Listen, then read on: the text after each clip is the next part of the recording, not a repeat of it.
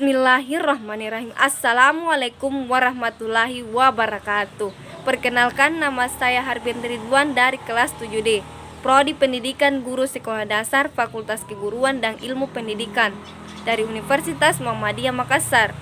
Mata kuliah Diagnostik Kesulitan Belajar Berbahasa oleh Ibu Hardia SPD. Nah, di sini saya akan menjelaskan yang pertama, pemurnian bahasa. Pemurnian bahasa adalah proses manusia mendapatkan kemampuan untuk menangkap, menghasilkan, dan menggunakan kata untuk pemahaman dan komunikasi.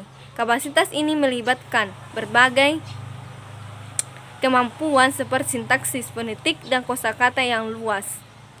Bahasa yang diperoleh biasanya berupa vokal seperti pada bahasa lisan atau manual seperti pada bahasa isyarat.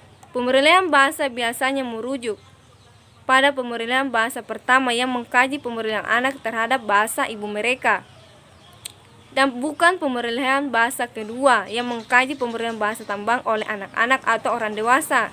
Yang kedua, pembelajaran bahasa adalah sebuah proses penguasaan bahasa, baik bahasa pertama atau kedua. Sebuah proses bahasa sendiri meliputi penguasaan secara alamiah maupun secara formal.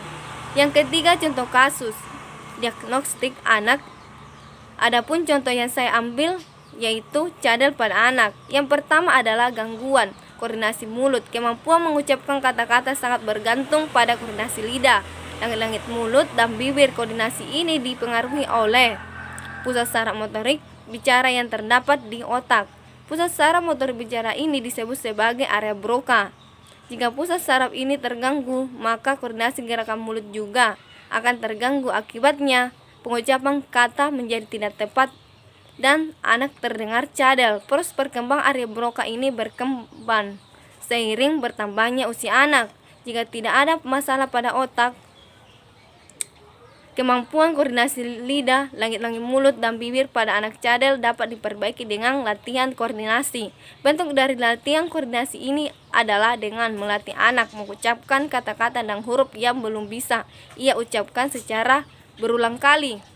Jika anak berbicara cadel, jangan jadikan ini sebagai candaan atau meniru gaya bicara cadelnya. Sebaliknya, ajarkan ia untuk berbicara dengan cara pengucapan yang benar. Meniup gelembung atau peluit juga merupakan salah satu cara untuk melatih koordinasi mulut anak yang bisa dilakukan. Cara mengatasi cadel pada anak. Yang pertama, bisakan anak minum dengan sedotan. Gerakan mengisap dengan sedotan ini bisa melatih kekuatan motorik mulutnya. Hal ini penting untuk mengembangkan kemampuannya dalam berbicara. Yang kedua, latih posisi lidah dan mulut anak untuk mengucapkan huruf-huruf yang sulit ia ucapkan dengan benar, agar ia bisa mengingatnya. Ajak ia berlatih di depan cermin.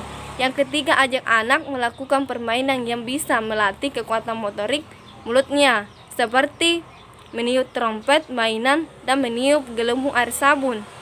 Yang keempat yaitu minta anak mencoba untuk mengucapkan keinginannya dengan jelas sebelum menurutinya. Yang kelima, ajari anak sesering mungkin untuk mengucapkan kata-kata dan huruf yang tidak bisa diucapkan secara jelas.